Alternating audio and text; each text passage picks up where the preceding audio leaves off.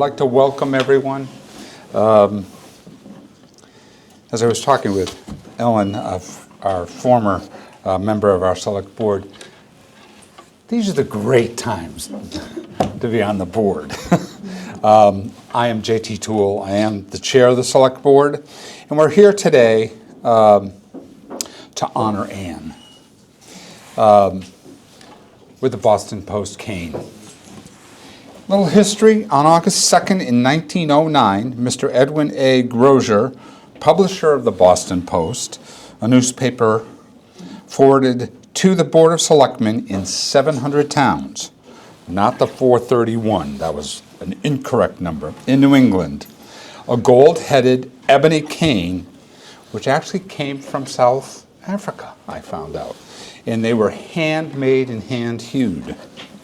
With the request that it be presented with the compliments of the Boston Post to the oldest male citizen of the town.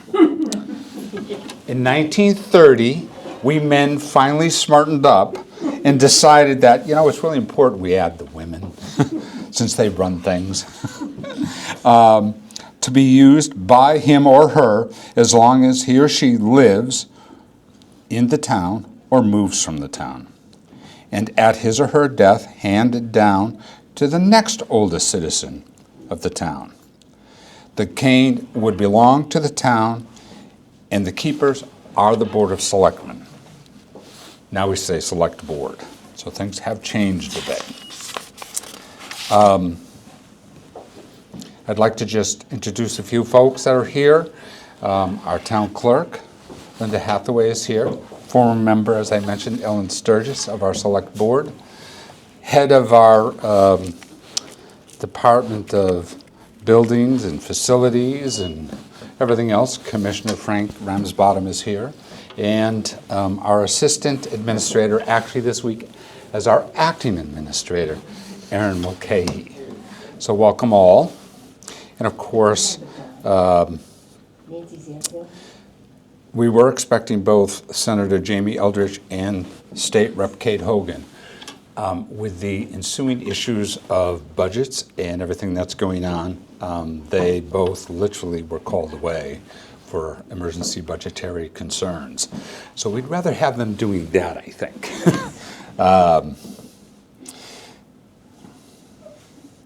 The first order, I'd like to call up Ellen Sturgis, who has a special citation specifically for Anne from the House of Representatives. Yes, congratulations, Anne. So this is the Commonwealth of Massachusetts House of Representatives. Be it hereby known to all that the Massachusetts House of Representatives offers its sincerest congratulations to Anne L. Torda in recognition of the honor and celebration of being awarded the Boston Post cane as the eldest resident of the town of Stow.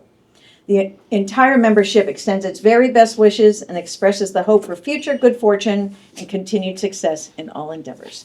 Given this 28th day of February 2025 at the State House, Boston, Mass., signed by Ronald Mariano, Speaker of the House, and offered by Kate Hogan, our state representative.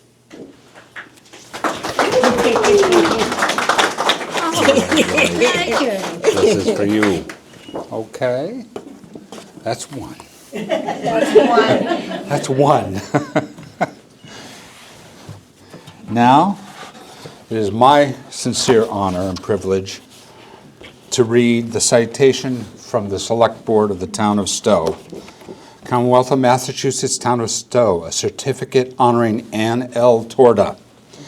On this 28th day of February 2025, the Stow Select Board hereby expresses its heartfelt congratulations to Anne L. Torda, who will turn 102 on April 11th, my birthday. As the eldest resident of Stow, Mrs. Torda is being honored with the Boston Post cane.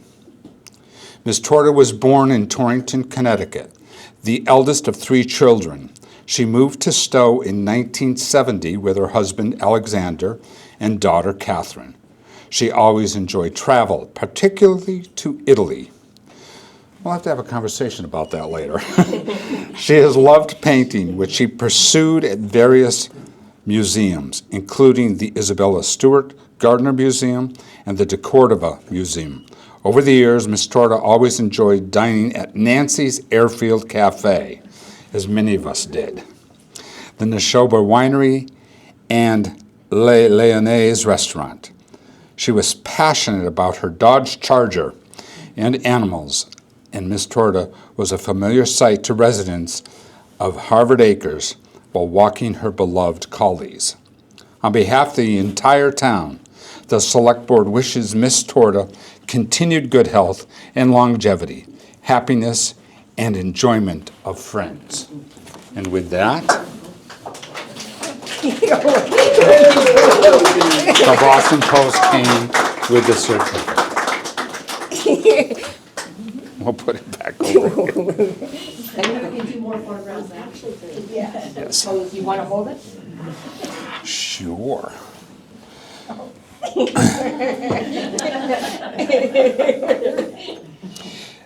Now, a tradition that actually Linda Hathaway developed here in the town of Stow, and it's a special presentation of the Boston Post lapel pin. So Linda? Oh, thank you. So JT was kind enough to read a little bit of the history of the Boston Post cane. And over the course of time, the tradition changed a little bit because for a while the cane was missing and no one knew where it was. So once it did get returned to the town, we give it to the recipient and they get to hold it during the presentation. But the pin, I have a very small pin, and it has a little replica of the cane. So this is for hers to keep. So I will pin that, give this to you. I'm gonna give you a little pin here, just, excuse me. And so this is what you get to keep instead of actually keeping the cane. I'm gonna return the cane to the vault later. Oh, sorry. Light fingers. Yeah, there you go. I think it's There there. you go. There you go. And I've known Thank Ann you. for years, so I first met her probably when Nancy's Airfield Cafe opened in 1996. And knew she came to dinner there very frequently. But then I started licensing her dogs in 2000. And I know you've had many, but the last one I remember is Garrett.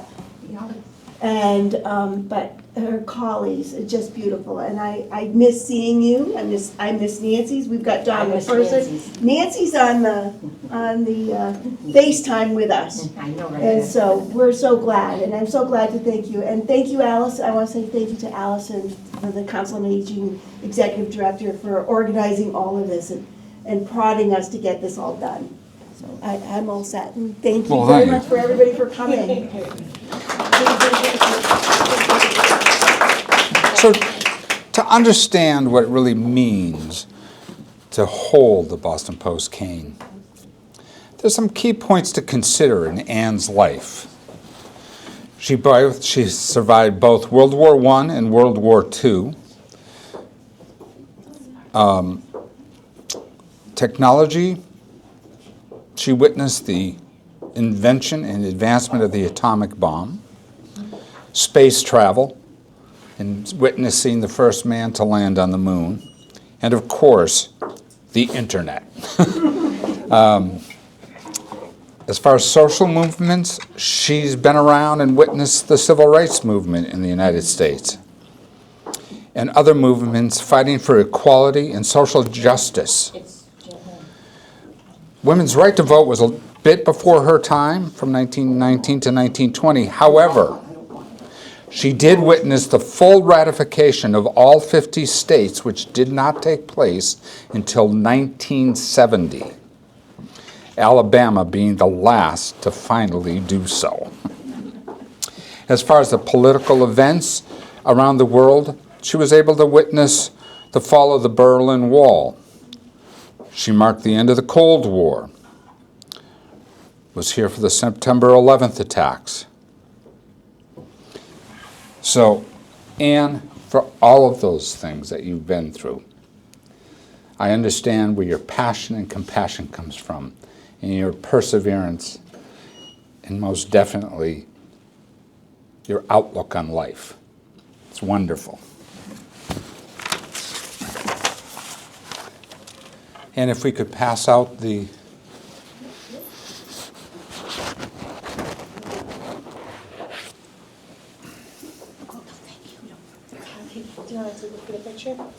And before this happens, I would ask that the special event from the Council on Aging.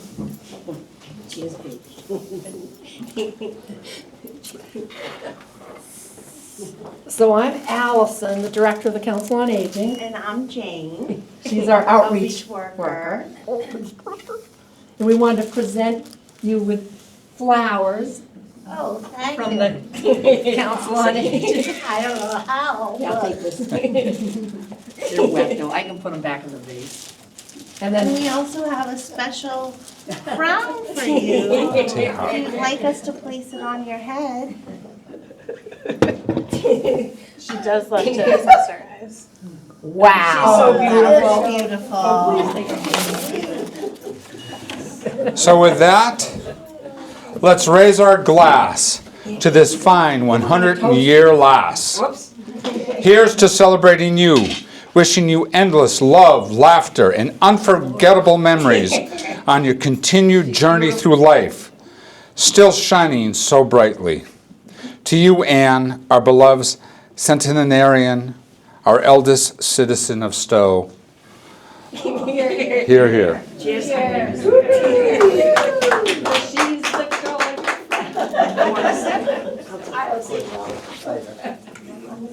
It's just sorry. No water. It's all right. So now, this concludes the formal presentation. I ask you to enjoy the refreshments behind and take a moment to visit with Anne. Thank you very much for coming.